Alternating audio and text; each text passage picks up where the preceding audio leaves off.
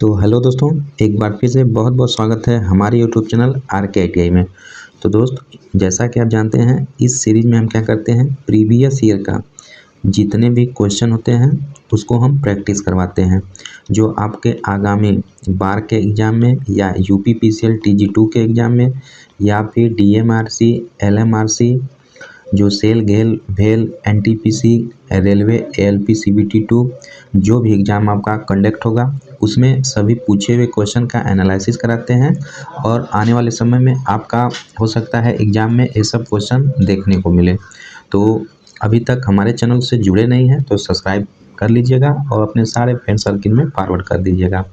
यह हमारा जो सेट नंबर 38 होगा, इससे पहले हम 37 वीडियो, ठीक है, 37 वीडियो का सेट ऑलरेडी अपने यूट्यूब चैनल पे अपलोड कर दिए हैं। तो आप लोग वीडियो सेक्शन में जाके ज़रूर ये सब वीडियो देख लीजिएगा।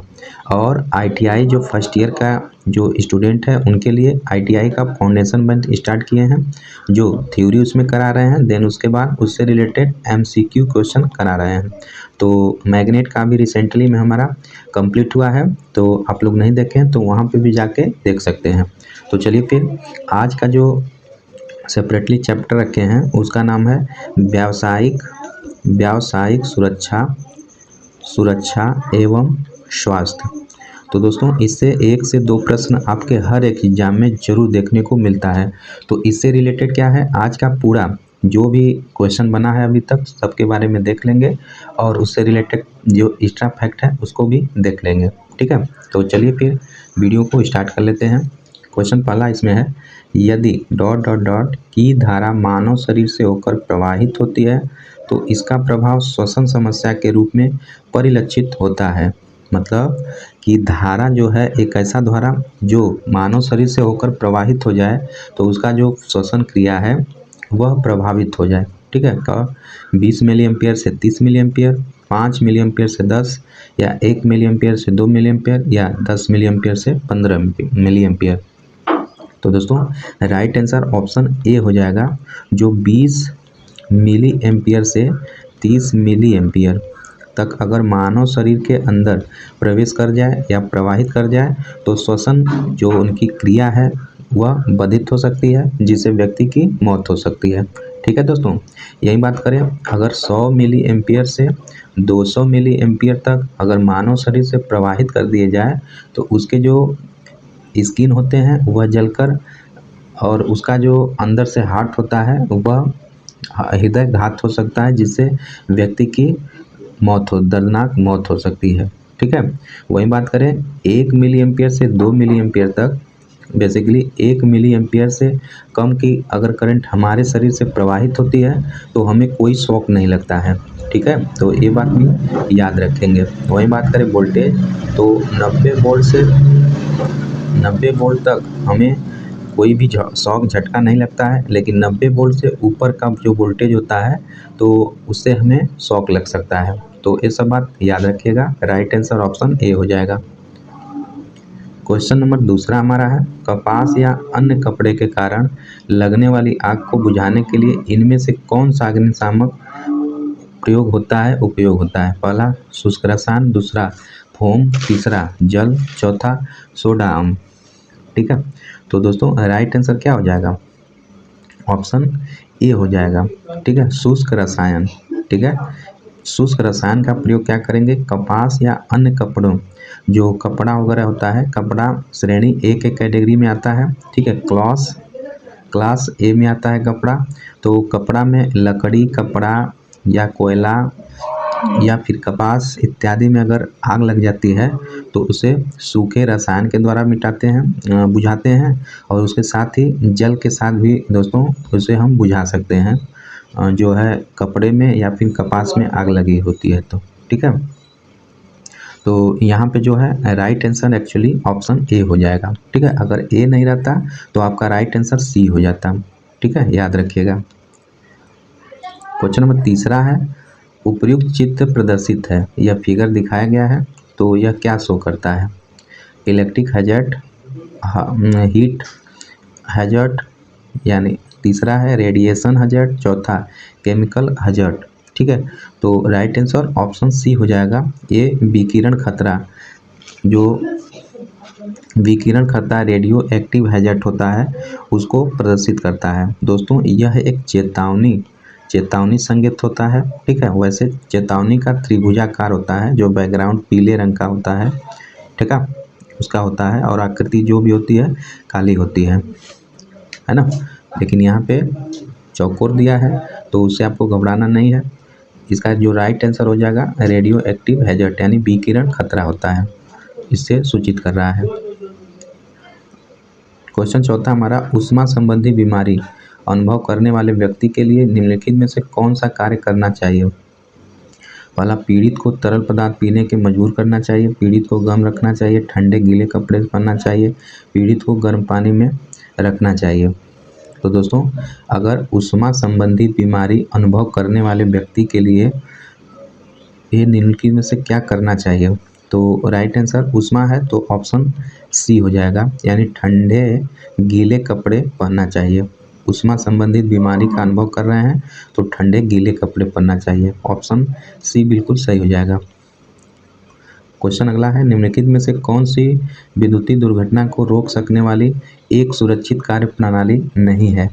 पहला है उपयुक्त सुरक्षात्मक उपकरणों के उपयोग की अपेक्षा करना। दूसरा, निरीक्षक या मरम्मत से पहले विद्युत उपकरणों को डिजाइन करना, ठीक है। तीसरा है बिजली के उपयोगों की उचित देखभाल करना, ठीक है। चौथा है अपना एनर्जाइज्ड लाइनों के पास कार्य करते समय सावधानी। दोस्तों यह भी सही बोल रहा है, यह भी सही बोल रहा है, यह भी सही बोल रहा है, लेकिन ऑप्शन ए जो है यह सुरक्षित कार्य प्रक्रिया नहीं होती, यानी उपयुक्त सुरक्षात्मक उपयोग की उपेक्षा करना, ठीक है। उपेक्षा मतलब उसकी अवहेलना करना, मतलब जो लिखा है उसे फॉलो न करना, तो सुरक्षा नहीं होगी, ऑटोमेटिक आपका क्या दुर्घटना हो सकता है। तो इसलिए ऑप्शन जो है ए बिल्कुल सही हो जाएगा। क्वेश्चन अगला है, फ्रीजिंग धारा, जो फ्रीजिंग धारा होती है, धारा के मान में होने वाली वह वृद्धि है जिनकी वजह से विद्युत झटके के संपर्क में आने वाले किसी व्यक्ति की मांसपेशियों में संकुचन उत्पन्न होता है, ठीक है, और उसे धारा स्रोत से अलग होने से रोकता है। इस फ्रीजिंग धारा की अनुमानित सीमा लगभग कितनी होती है।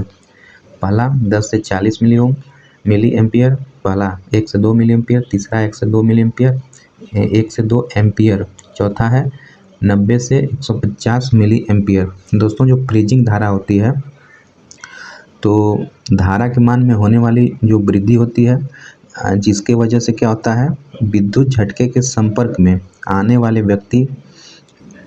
जो भी व्यक्ति होता है, तो किसी व्यक्ति की मांसपेशियों में संकुचन उत्पन्न होता है, ठीक है, तो उसे धारा स्रोत से अलग होने से रोकता है ना। तो इस फ्रीजिंग धारा का जो अनुमानित होता है कितना होता है, 10 से 40 मिली एम्पियर होता है, ठीक है। फ्रीजिंग धारा कितना होता है, 10 से 40 मिली एम्पियर होता है। राइट आंसर ऑप्शन ए हो जाएगा।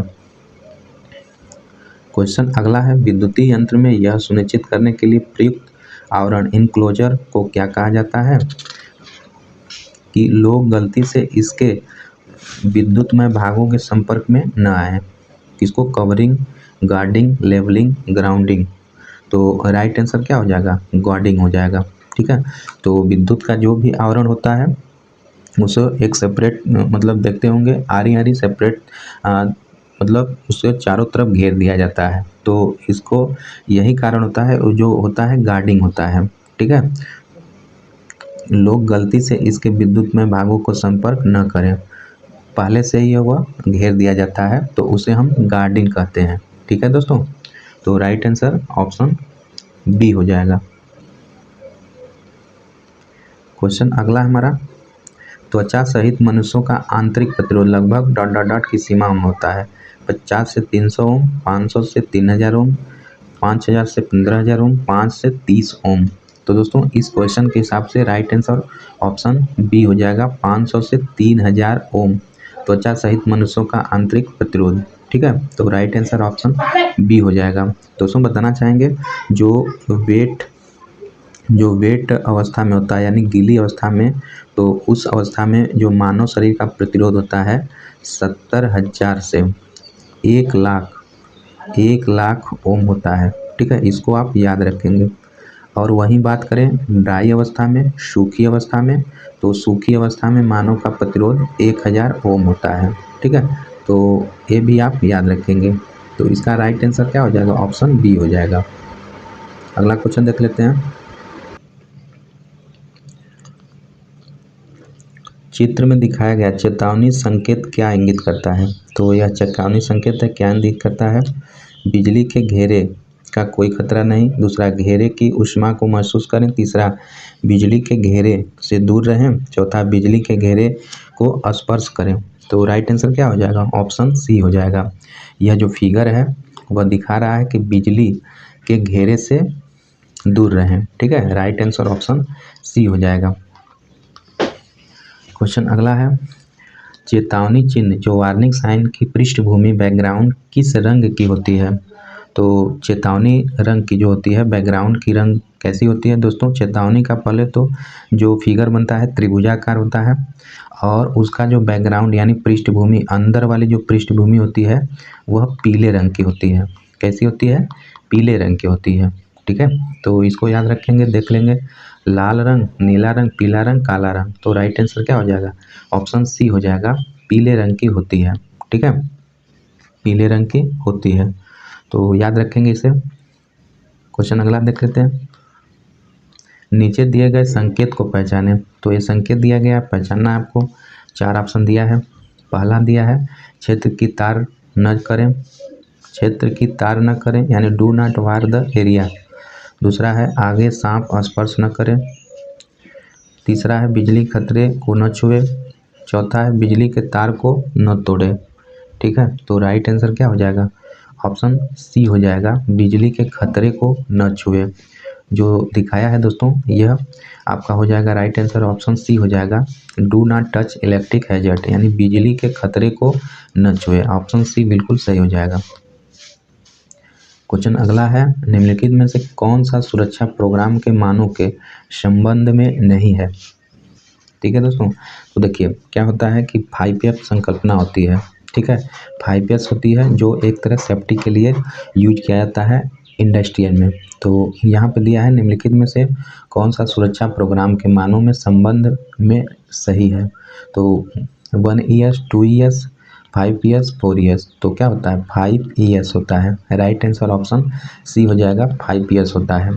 तो आगे हम क्वेश्चन में देखेंगे 5ES का मतलब क्या होता है। ठीक है, क्वेश्चन अगला है, अगर कोई व्यक्ति बेहोश हो गया है तो पहली कार्यवाही क्या करनी चाहिए?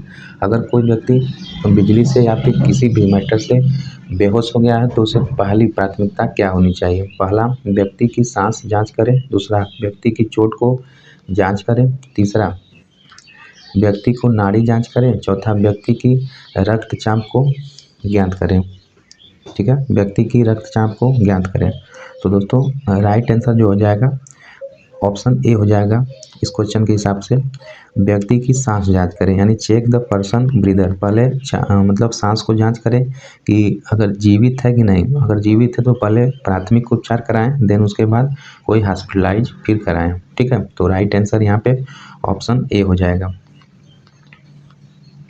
क्वेश्चन अगला है, निम्नलिखित में से कौन सा 5S प्रणाली का भाग नहीं है? तो साइन बिल्कुल है, शॉर्ट है, स्वेप, सुस्टेन। तो दोस्तों स्वेप नहीं होगा, बाकी साइन होता है, शॉर्ट होता है, सुस्टेन होता है। ठीक है, नीचे आप देख सकते हैं 5S जो होता है 5SE। तो देखिए शॉर्ट होता है, सेटिन आर्डर होता है, साइन होता है, स्टैंडार्ड डाइज होता है, सुस्टेन होता है। तो ये जो है जापानी शब्द है और ये इंग्लिश शब्द है, इंग्लिश शब्द है।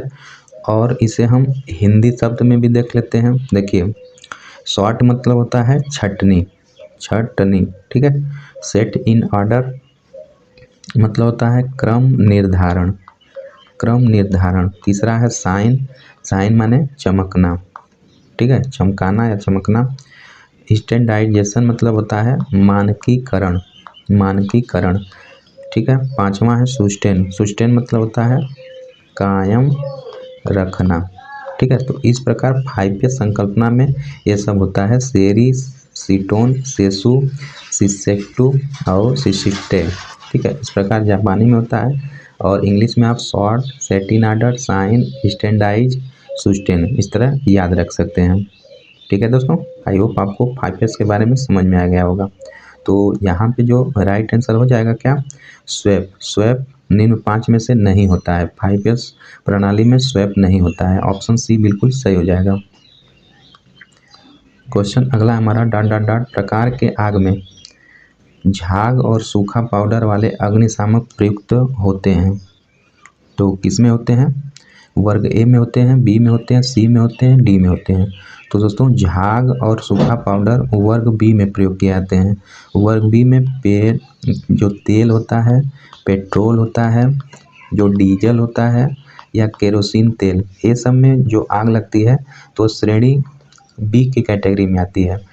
वही बात करें श्रेणी ए की कैटेगरी में, अभी बताएं लकड़ी में, कोयला में, या फिर जो कपड़ा है उसमें, या आपका जूट हुआ उसमें, कपास हुआ, इन सभी में जो आग लगती है तो श्रेणी ए के कैटेगरी में आती है। ठीक है, इसको बुझाने के लिए जल, ठीक है, या ड्राई पाउडर वगैरह प्रयोग करते हैं। तो वही बात करें वर्ग सी, तो वर्ग सी में एलपीजी गैस प्रयुक्त, उसमें इस प्रकार की श्रेणी में एलपीजी गैस आती है क्लास सी वाले में। इसको बुझाने के लिए ड्राई पाउडर का प्रयोग करते हैं, शुष्क चूर्ण का प्रयोग करते हैं। तो बात करें डी, तो वर्ग डी में बेसिकली इलेक्ट्रिक शॉक, जो इलेक्ट्रिक से जो बिजली लगती है तो वर्ग डी की कैटेगरी में आती है। तो इसको बुझाने के लिए हेलोन गैस और सीटीसी गैस, CO2 गैस, ये सब का प्रयोग करते हैं वर्ग डी की आग बुझाने के लिए। तो इस क्वेश्चन में दिया है आग को झाग और सूखा पाउडर के द्वारा अग्निशामक प्रयुक्त होते हैं, तो वर्ग बी में हो जाएगा। राइट आंसर ऑप्शन बी हो जाएगा। क्वेश्चन अगला है दोस्तों, आर्क वेल्डिंग के मामले में आँखों की सुरक्षा के लिए डॉट डॉट डॉट का इस्तेमाल करना चाहिए। किसका, काला चश्मा का, धूप का चश्मा का, आवरण, साफ चश्मा का। तो किसका प्रयोग करना चाहिए, तो ऑप्शन ए हो जाएगा। जो काला चश्मा होता है आर्क वेल्डिंग करते समय देखते होंगे चौंध आँख पर बहुत ज़्यादा होता है। ठीक है दोस्तों, तो वह जो है हमारी आंखें सेंस नहीं कर पाती। अगर डायरेक्ट हम वेल्डिंग करें तो हमारी आंखें सूज जाएंगी और ख़राब भी हो सकती है, तो क्योंकि उसमें अल्ट्रा वायलेंट किरणें निकलती है। तो इसलिए इसमें जो है काला चश्मा पहनकर अपना काम करना चाहिए। राइट आंसर ऑप्शन ए हो जाएगा। क्वेश्चन अगला है, प्राथमिक चिकित्सा के ABC क्या दर्शाते हैं। यह भी बहुत इंपॉर्टेंट क्वेश्चन है।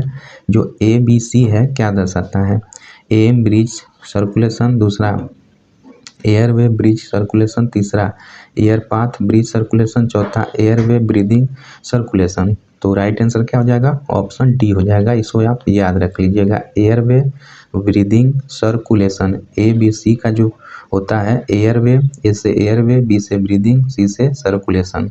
ठीक है, इसको याद रखिएगा। राइट आंसर ऑप्शन डी हो जाएगा। क्वेश्चन अगला है, हेलोन अग्निशामक में इनमें से कौन सी सामग्री भरी जाती है। तो कौन भरी जाती है, ब्रोमो क्लोरो डाइफ्लोरोमीथेन, BFC, ठीक है, शुष्क पाउडर, कार्बन डाइऑक्साइड, जल। तो दोस्तों जो हेलोन गैस होती है जो बिजली से लगी आग को बुझाने में प्रयोग किया जाता है, उसमें प्रायः ब्रोमो क्लोरो डाइफ्लोरोमीथेन भरा जाता है, BFC गैस भरी जाती है। तो राइट आंसर ऑप्शन ए हो जाएगा। क्वेश्चन अगला हमारा 5S अवधारणा, 5S कंसेप्ट का दूसरा चरण। तो अभी हम देखे हैं पहला चरण क्या था, पहला चरण शॉर्ट था, दूसरा चरण क्या था, सेट इन ऑर्डर था, तीसरा चरण क्या था, तीसरा चरण स्टैंडर्डाइज था, चौथा क्या था, तीसरा जो था साइन था, और चौथा था स्टैंडर्डाइज था। पांचवा क्या था, पांचवा हमारा सुस्टेन था। ठीक है, तो 5S अवधारणा कंसेप्ट का दूसरा चरण पूछा है, तो दूसरा चरण सेट इन ऑर्डर हो जाएगा। तो देख लीजिए सेल्फ डिस्प्लाइन ये नहीं होगा, सॉर्टिंग ये तो पहला होता है, दूसरा स्टैंडर्डाइजेशन तो यह भी नहीं होगा। यह आपका कौन सा होता है, चौथा होता है और सिस्टमेटिक अरेंजमेंट, सेट इन आर्डर को हम सिस्टमेटिक अरेंजमेंट भी, क्रमबद्ध व्यवस्था भी कर सकते हैं। ठीक है, तो राइट आंसर क्या हो जाएगा, ऑप्शन डी हो जाएगा हमारे दोस्तों। ठीक है, ऑप्शन डी बिल्कुल सही हो जाएगा, सिस्टमेटिक अरेंजमेंट।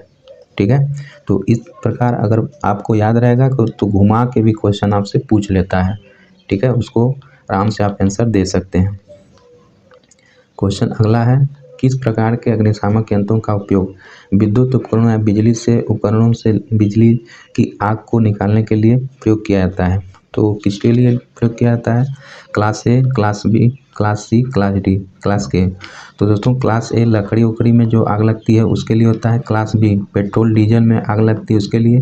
क्लास के जो होता है दोस्तों, ये आपका जैसे आप किचन वगैरह में प्रयोग कर लेते हैं तो उसमें जो पदार्थ होते हैं तो उसमें अगर आपकी आग लग जाती है, जो सिंथेटिक पदार्थ होते हैं उसमें आग लगती है तो उसके लिए के को बुझाने के लिए प्रयोग करते हैं।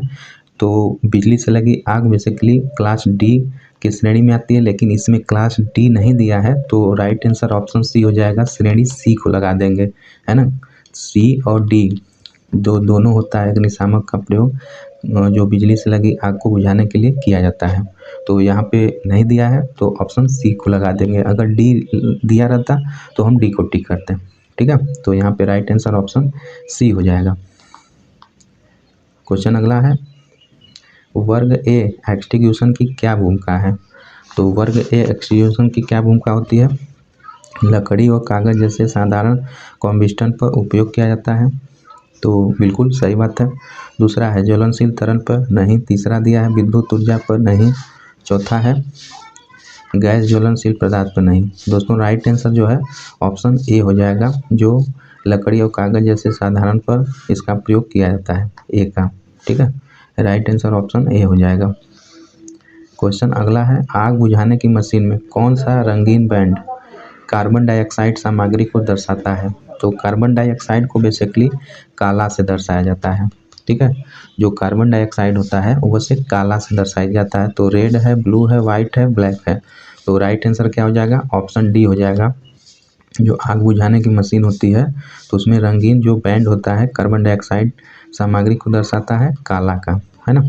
और राइट आंसर ऑप्शन डी हो जाएगा। क्वेश्चन अगला है, पेट्रोल, टार, पेंट जैसे ज्वलनशील पदार्थों को कारण किस वर्ग में आग लगती है? तो पेट्रोल वगैरह की बात है तो क्लास बी में हो जाएगा। ठीक है, राइट आंसर ऑप्शन बी हो जाएगा। पेट्रोल में आग लग रही है तो क्लास बी में, वही लकड़ी वगैरह में आग लगती है तो क्लास ए में, वही क्लास जी तो होगा नहीं करता है क्लास सी में, क्लास सी, क्लास डी में अपना बेसिकली इलेक्ट्रिक में जो आग लगती है, इलेक्ट्रिक में आग लगती है उसके लिए होता है ना। तो इस प्रकार सभी को हम देख लेते हैं। तो यहाँ पे राइट आंसर ऑप्शन बी हो जाएगा।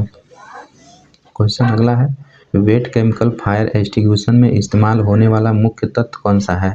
तो वेट केमिकल में कौन होता है? कॉपर होता है, मैग्नीशियम होता है, पोटेशियम होता है, फास्फोरस होता है। तो राइट आंसर ऑप्शन सी हो जाएगा, जो पोटेशियम होता है। Potassium wait chemical fire extinguishing में इस्तेमाल होता है। ठीक है, राइट आंसर ऑप्शन सी हो जाएगा। क्वेश्चन अगला है, वैद्युत आग बुझाने हेतु निम्नलिखित में से कौन सा अग्निशामक उपयोग किया जाता है? सोडा अम्ल, कार्बन डाइऑक्साइड अग्निशामक, होम प्रकार का अग्निशामक या वाटर?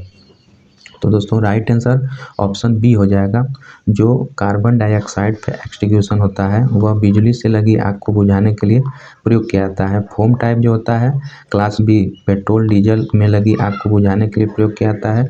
वही बात करें वाटर, तो लकड़ी में लगी आग को बुझाने के लिए प्रयोग किया जाता है। ठीक है, तो यहाँ पे राइट आंसर ऑप्शन बी हो जाएगा, जो आपका वैद्युत आग से बुझाने में प्रयोग किया जाता है। क्वेश्चन अगला है और देख सकते हैं बहुत इंपॉर्टेंट क्वेश्चन है, कई बार एग्जाम में पूछा है। ठीक है, विद्युत आग में किस प्रकार के अग्निशामक यंत्र का प्रयोग किया जाता है? सोडा एसिड पानी वाले, फोम वाले, हैलोन, सीटीसी वाले, पाउडर वाले? तो दोस्तों राइट आंसर यहाँ पे ऑप्शन सी दे देंगे।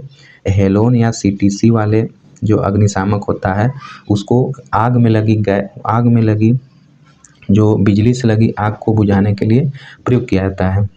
राइट आंसर ऑप्शन सी हो जाएगा। क्वेश्चन अगला हमारा, विद्युत कार्य के लिए किस तरह के जूते का उपयोग किया जाता है? चमड़े सोल वाले चमड़े के जूते, चमड़े के सोल वाले कपड़े के जूते, मोटे रबड़ सोल वाले चमड़े के जूते, या रबड़ सोल वाले कपड़े के जूते। ठीक है, तो राइट आंसर क्या हो जाएगा? ऑप्शन सी हो जाएगा। जो मोटे रबड़ सोल वाले चमड़े के जूते प्रयोग किए जाते हैं विद्युत कार्य के लिए, जब विद्युत कार्य करते हैं तो उस समय मोटे रबड़ सोल वाले चमड़े के जूते प्रयोग करते हैं। ऑप्शन सी बिल्कुल सही हो जाएगा। क्वेश्चन अगला है, कृत्रिम श्वसन की साधारण और आसान विधि क्या है? दोस्तों, कृत्रिम जो श्वसन होता है उसके लिए साधारण और जो आसान विधि होती है वह कौन सी होती है? मुंह से मुंह विधि होती है। ठीक है, जो मुंह से जो मुंह विधि होती है वह सबसे आसान विधि होती है। ठीक है, तो राइट आंसर ऑप्शन डी हो जाएगा। मुंह से मुंह विधि सबसे आसान विधि होती है। तो बात करें जो सिल्वेस्टर विधि होता है, तो सिल्वेस्टर विधि में जब क्या होता है दोस्तों कि सिल्वेस्टर विधि का प्रयोग, देखिए जो कृत्रिम रूप से जो कृत्रिम श्वास विधियाँ होती हैं वह 4 प्रकार की होती है ना, 4 प्रकार की होती है।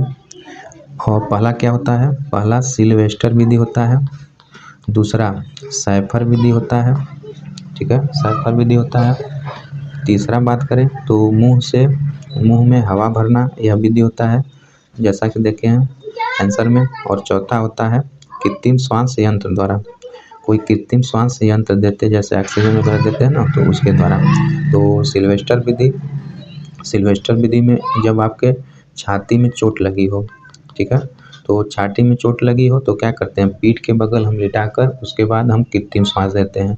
वही बात करें साइफर विधि, तो साइफर विधि में जब आपके पीठ पर चोट लगी हो तो छाती के बगल जो फेंटेड व्यक्ति है उसको लेटाकर उसके बाद कृत्रिम श्वास की क्रिया कराई जाती है। और मुंह से मुंह विधि में एक साफ कपड़ा लेकर जो बेहोश व्यक्ति है उसके मुंह में अपना मतलब मुंह लगाकर फूंक लगाया जाता है, तो वह मुंह से मुंह विधि होती है। तो उसके बाद सबसे जो आसान विधि होती है यही मुंह से मुंह विधि होती है ना। तो राइट आंसर ऑप्शन डी हो जाएगा। क्वेश्चन हमारा अगला है, अग्नि ध्वनि संकेत प्रणाली के भाग क्या है? तो अग्नि ध्वनि संकेत प्रणाली के क्या क्या पार्ट होते हैं? पहला दिया है स्विच, सॉकेट, हार्ड फ्यूज आदि। दूसरा घंटी, पंखा, पंप, लैंप, हीटर आदि। तीसरा हीटर, पंप, घंटियां, पंखा आदि। चौथा धुआं और ऊष्मा डिटेक्टर, घड़ियां, डिटकैम पैनल, अलार्म पैनल, बैटरी आदि। तो दोस्तों क्वेश्चन पढ़ने से समझ में आ रहा है, तो राइट आंसर ऑप्शन डी हो जाएगा। धुआं और ऊष्मा डिटेक्ट मतलब अग्नि ध्वनि संकेत प्रणाली के भाग क्या हैं? कैसे हम अग्नि ध्वनि, जैसे आग का ध्वनि जब लगता है, अलार्म बजता है, तो क्या उसमें रहता है? तो धुआं और ऊष्मा डिटेक्टर रहना चाहिए, घंटियाँ रहना चाहिए, डिकैम पैनल रहना चाहिए, अलार्म पैनल, बैटरी, ये सब रहना चाहिए। ठीक है, तो राइट आंसर ऑप्शन डी हो जाएगा। क्वेश्चन अगला है, हेलोन CTC प्रकार के अग्निशामक का डाट को बुझाने के लिए प्रयोग किया जाता है। तो हेलोन का बिजली से लगी आग को बुझाने के लिए प्रयोग किया जाता है। देख लेते हैं, तरल सामग्री लगने वाले बिजली से लगने वाले आग को, तो ऑप्शन बी हो जाएगा। जो बिजली से लगने वाली आग है वह हेलोन या CTC प्रकार अग्निशामक के प्रयोग के द्वारा किया जाता है। क्वेश्चन अगला है, डॉट से अधिक विद्युत धारा वाले बिजली के झटके से त्वचा जल जाएगी। तो 10 milliampere, 200 milliampere, 50 milliampere, 15 milliampere. तो दोस्तों आपका राइट आंसर क्या हो जाएगा? तो मेनली देखिए जो 200 बताए थे, जैसा कि क्वेश्चन पहला या दूसरा में बताए थे कि 100 से 200 मिली एम्पियर से अगर ऊपर हमारे अंदर प्रवेश कर जाती है करंट, तो हमारा जो त्वचा जल जाएगा, है ना। तो राइट आंसर ऑप्शन बी हो जाएगा। क्वेश्चन अगला है, विद्युत धारा घटना के लिए कौन सा भाग जिम्मेदार होता है? Dielectric, insulator, metal, charge. तो विद्युत धारा घटना के लिए बेसिकली चार्ज हमारा जिम्मेदार होता है। ठीक है, राइट आंसर ऑप्शन डी हो जाएगा, चार्ज जिम्मेदार होता है। क्वेश्चन अगला है, तेल, ग्रीस, पेंट आदि में जो रूप में वर्गीकृत किया जाता है। तो देखिए तेल वगैरह है ये सब क्लास बी में डिफाइन किया जाता है। क्लास बी के अंतर्गत ये सब जो है आग आती है ना। तो राइट आंसर ऑप्शन बी हो जाएगा। क्वेश्चन अगला है, पीड़ित को उसके छाती पर जख्म चोट है। ठीक है, पीड़ित को उसके छाती पर चोट है, तो कृत्रिम पुनर्वसन की कौन सी विधि का अनुसरण नहीं किया जाना चाहिए? ठीक है, अनुसरण नहीं किया जाता है। Mouth to nose method, cipher method, mouth to mouth method, nasal method. तो दोस्तों जो राइट आंसर हो जाएगा, राइट आंसर हो जाएगा, क्या हो जाएगा, ऑप्शन ए हो जाएगा। जो माउथ टू नोज मेथड होता है, मुंह से नाक होता है, यह विधि नहीं अपनाई जाती है। बाकी छाती में चोट लगी है तो उसे अपना पीठ के बगल करके हम इसका प्रयोग तीनों का कर सकते हैं, लेकिन माउथ टू नोज मेथड का प्रयोग नहीं कर सकते हैं। ठीक है, यही आपका सही हो जाएगा, ऑप्शन ए बिल्कुल सही हो जाएगा।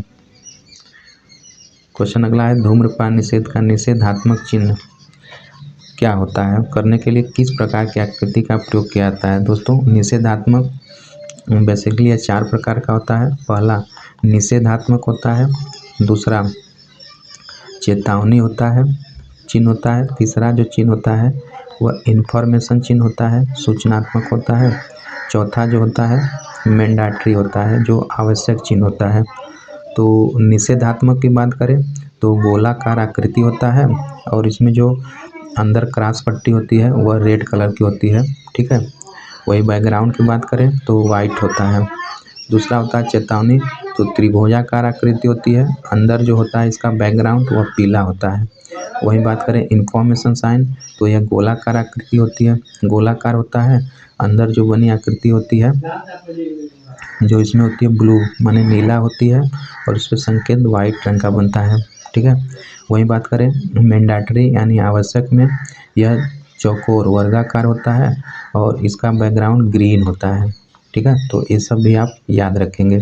तो यहाँ पे दिया है धूम्रपान निषेध के बारे में पूछा है, तो इसका आकृति गोलाकार होती है, इसमें क्रॉस जो होता है रेड कलर का होता है। ठीक है, इसमें किसी मतलब जलता हुआ सिगरेट या कोई भी वैसा निषेध चित्त को सूचित करता है जहाँ करने से मना किया जाता है। और अंदर का जो इसका बैकग्राउंड वाइट होता है। ठीक है, और बैकग्राउंड वाइट होता है और इसमें जो संकेत बनता है यह कैसा बनता है, यह काला बनता है। तो ये सब बात याद रखेंगे। तो राइट आंसर ऑप्शन क्या हो जाएगा, ऑप्शन सी हो जाएगा। ठीक है, कैसा होता है, वृत्ताकार होता है। क्वेश्चन अगला है, निम्नलिखित में से कौन सा दुर्घटना होने का कारण है। खतरे के प्रति सजग न होना बिल्कुल कारण हो सकता है, औजार का जानकार होना यह कारण नहीं हो सकता है, तीसरा सुरक्षा मानकों का ज्ञात होना यह भी कारण नहीं हो सकता, लाभदायी भव। दोस्तों राइट आंसर ऑप्शन ए हो जाएगा। जो खतरों के प्रति सजग न होना यह दुर्घटना का कारण हो सकता है, ऑप्शन ए बिल्कुल सही हो जाएगा। क्वेश्चन अगला है, सामान्य उम्र और स्वास्थ्य वाला व्यक्ति का प्रतिरोध कितना होता है। तो 10 kilo ohm, 5 kilo ohm, 1 kilo ohm, 0.5 kilo ohm. तो राइट आंसर क्या हो जाएगा, ऑप्शन सी हो जाएगा। जो सामान्य उम्र और स्वास्थ्य वाले व्यक्ति का प्रतिरोध होता है 1 किलो ओम होता है, 1 किलो ओम होता है ना। 21 वेट में होता है 1 kilo ohm. Right answer option क्या हो जाएगा, सी हो जाएगा। दोस्तों सॉरी ड्राई होता है यानी 1000 ओम, 1 किलो ओम का मतलब 1000 ओम हो जाएगा। ठीक है, ऑप्शन सी बिल्कुल सही हो जाएगा। क्वेश्चन अगला है, विद्युत उपकरण का उपयोग करते समय किन नियमों में से कौन सी सावधानी अपनानी चाहिए। पहला है कोई नंगा तार नहीं पकड़ना चाहिए, बिल्कुल। दूसरा केवल नंगे तार के साथ कार्य करें, ये नहीं हो सकता। तीसरा नंगे तार अन्य तार के साथ प्रयोग किया जाते हैं। चौथा नंगे तार पकड़ने चाहिए। तो दोस्तों देखने से ही राइट आंसर क्या हो जाएगा, जैसे इसमें जो पूछा है क्वेश्चन में क्या पूछा है, विद्युत उपकरण का उपयोग करते समय निम्न में से कौन सी सावधानी अपनानी चाहिए। तो कौन सी अपनानी चाहिए, कोई नंगा तार नहीं पकड़ना चाहिए। तो राइट आंसर ऑप्शन ए ही हो जाएगा, मतलब कोई नंगा तार नहीं पकड़ना चाहिए सही है। बाकी इन तीनों इसमें दुर्घटना हो सकता है इनके द्वारा। ठीक है, लेकिन ऑप्शन ए जो है यह हमें बरतनी चाहिए, कोई नंगा तार नहीं पकड़ना चाहिए। क्वेश्चन अगला है, हम निम्नलिखित में से किस विधि द्वारा दुर्घटनाओं से बच सकते हैं। सुरक्षा उपकरणों का प्रयोग करके, पुरानी अप्रचलित विधियों का, कार्य विशेष मशीनों के संबंध में सुरक्षा नियमों का पालन करके, व्यक्तिगत उपायों का पालन करके। तो राइट आंसर क्या हो जाएगा, ऑप्शन सी हो जाएगा। कार्य विशेष मशीन तथा कार्य स्थान से संबंधित सुरक्षा नियमों का पालन करके हम जो है दुर्घटनाओं से बच सकते हैं। तो राइट आंसर ऑप्शन सी हो जाएगा। क्वेश्चन अगला है, निम्नलिखित में से कौन सा विकल्प दुर्घटना से बचने के लिए आवश्यक है? मशीन के सुरक्षा नियमों का पालन करना, जल्दबाजी में काम करना, ये गलत है। पुराने नियमों का गलत है, यानी ऑप्शन आपका ए बिल्कुल सही हो जाएगा। मशीन के सुरक्षा नियमों का पालन करना। अगर मशीन के सुरक्षा नियमों का पालन करेंगे तो आप क्या करेंगे, दुर्घटना से बच सकते हैं। ठीक है, तो राइट आंसर ऑप्शन ए हो जाएगा। क्वेश्चन अगला है दोस्तों, बिजली काम के दौरान जो निम्न में से एक बिजली के झटके से बचाता है? कौन? Wet wood, dry wood, wet rope, metal rod. तो कौन बचाता है? सूखी लकड़ी हमारी बचाती है। ठीक है ना, सूखी लकड़ी बचाती है। तो राइट आंसर ऑप्शन बी हो जाएगा, जो सूखी लकड़ी के द्वारा हम बिजली से झटके से बच सकते हैं।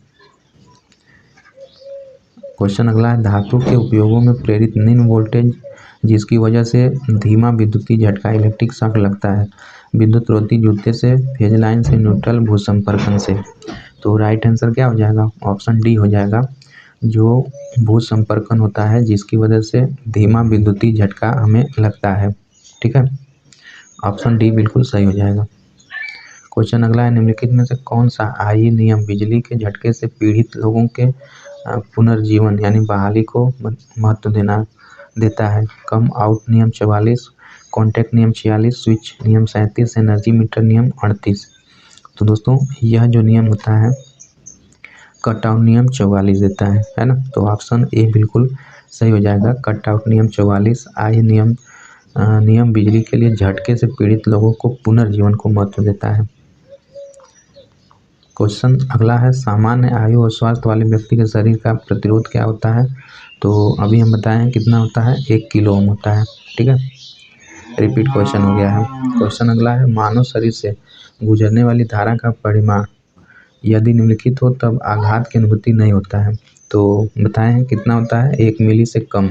अगर 1 मिली से कम होगा तो हमें आघात की बिल्कुल अनुभूति नहीं होगा। ठीक है, तो राइट आंसर ऑप्शन ए हो जाएगा। क्वेश्चन अगला है हमारा, मानव शरीर पर बिजली के झटके का प्रभाव निम्नलिखित में से निर्भर करता है?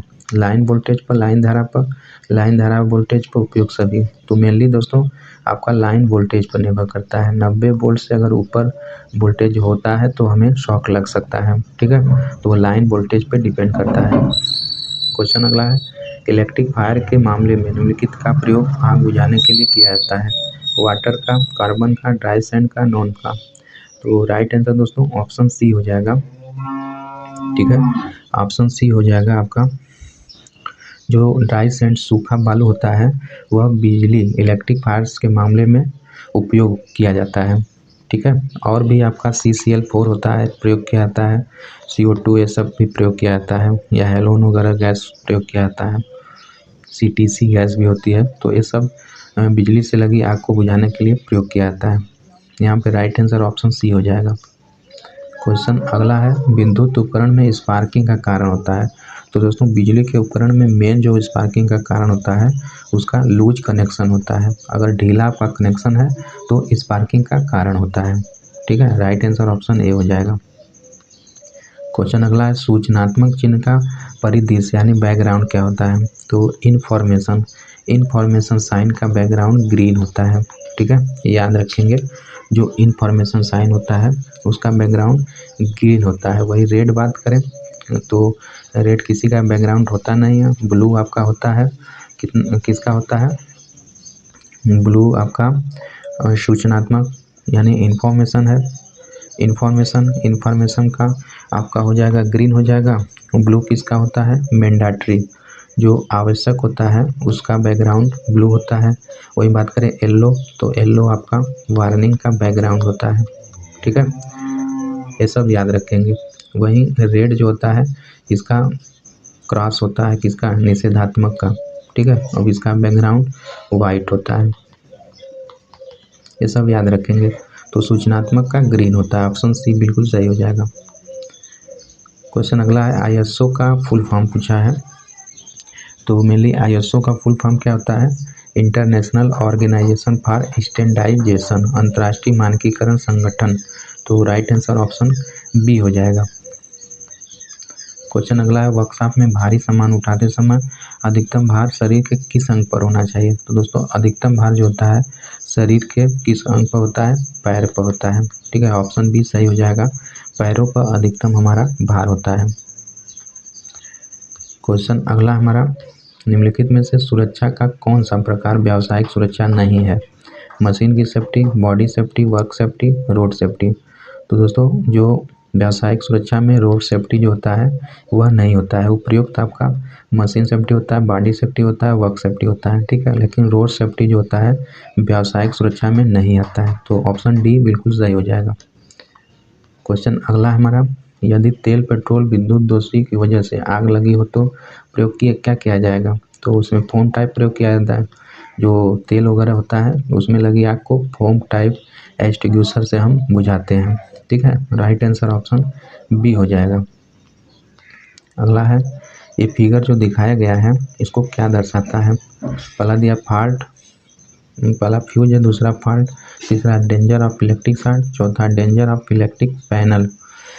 तो दोस्तों जो राइट आंसर हो जाएगा आपका ऑप्शन सी हो जाएगा, यह डेंजर ऑफ इलेक्ट्रिक शॉक होता है। ठीक है, ये जो फिगर दिखाया गया है वह डेंजर ऑफ इलेक्ट्रिक शॉक होता है, इस फिगर का मतलब ऑप्शन सी बिल्कुल सही हो जाएगा। क्वेश्चन अगला है, सूचनात्मक चिन्ह की पृष्ठभूमि डॉट डॉट डॉट रंग की एवं आकार होता है। तो सूचनात्मक बताएं हम ग्रीन होता है और उसका जो आकृति होती है इंफॉर्मेशन का वर्गाकार होती है। तो पहला दिया है ग्रीन सर्कुलर गोलाकार नहीं, दूसरा वाइट, तीसरा ग्रीन स्क्वायर वर्गाकार। तो राइट आंसर ऑप्शन सी हो जाएगा। ठीक है, जो ग्रीन होता है और वर्गाकार आकृति होती है सूचनात्मक का। क्वेश्चन अगला है, विद्युत झटके के पश्चात कृत्रिम श्वास क्रिया की निम्न में से किस विधि में रोगी को छाती के बल जमीन पर लिटाया जाता है? तो पहला दिया है सैफर मेथड, दूसरा सिल्वेस्टर मेथड, तीसरा माउथ टू माउथ मेथड, चौथा दिया है यूज और आर्टिफिशियल रिस्पायरेशन। तो दोस्तों सैफर विधि में क्या होता है, छाती के बल जमीन पर लिटाया जाता है, यानी रोगी को पीठ में चोट लगती है। ठीक है, वही बात करें जो सिल्वेस्टर जो होता है, सिल्वेस्टर में रोगी को पीठ के बगल जो या छाती के बगल जब चोट लगती है तो सिल्वेस्टर में होता है, उसे पीठ के बगल लिटाया जाता है। ठीक है, तो ये सब प्रक्रिया करके हम कृत्रिम श्वास देते हैं, मुंह से मुंह में अपना एक मुंह से दूसरे मुंह में फूंक लगाते हैं। ठीक है, याद रखेंगे। तो राइट आंसर ऑप्शन ए हो जाएगा। क्वेश्चन अगला है हमारा, विद्युत संपर्क में आए व्यक्ति को कैसे छुड़ाएं? मेन स्विच ऑफ कर देना चाहिए, किसी चाकू तार से काटें, पीड़ित को धक्का देकर, उपयोग में से एक विधि। तो दोस्तों राइट आंसर ऑप्शन ए हो जाएगा, पहले मेन स्विच को ऑफ कर देना चाहिए। ठीक है, उसके बाद ही छुड़ाना चाहिए। तो ऑप्शन ए बिल्कुल सही हो जाएगा। क्वेश्चन अगला है और आज का लास्ट क्वेश्चन है दोस्तों, वैद्युतिक कार्यशालाओं में अग्निशमक हेतु अग्निशमक यंत्र उपलब्ध रहने चाहिए, रेल से भरी बाल्टियाँ उत्पन्न होनी चाहिए, जल की व्यवस्था हेतु जल से भरी ओवरहेड टंकी होनी चाहिए, उपयुक्त तीनों वस्तुएं उपलब्ध होनी चाहिए। तो दोस्तों राइट आंसर ऑप्शन डी हो जाएगा, उपयुक्त तीनों जो होती हैं वह उपलब्ध होनी चाहिए वैद्युत कार्यशालाओं में अग्निशमक हेतु। ठीक है दोस्तों, तो आज का वीडियो आपको कैसा लगा कमेंट बॉक्स के माध्यम से हमें ज़रूर बताइएगा। और यह जितने भी व्यावसायिक स्वास्थ्य एवं हेल्थ में सेफ्टी एंड हेल्थ में जितने भी क्वेश्चन थे हम इस वीडियो में कवर करने की कोशिश किए हैं। तो वीडियो आपको कैसा लगा हमें कमेंट बॉक्स के माध्यम से ज़रूर बताइएगा। तो चलिए फिर अगले वीडियो में मिलते हैं, तब तक के लिए अपना पढ़ाई में मन लग अच्छे से पढ़ते रहिए। जय हिंद, जय भारत।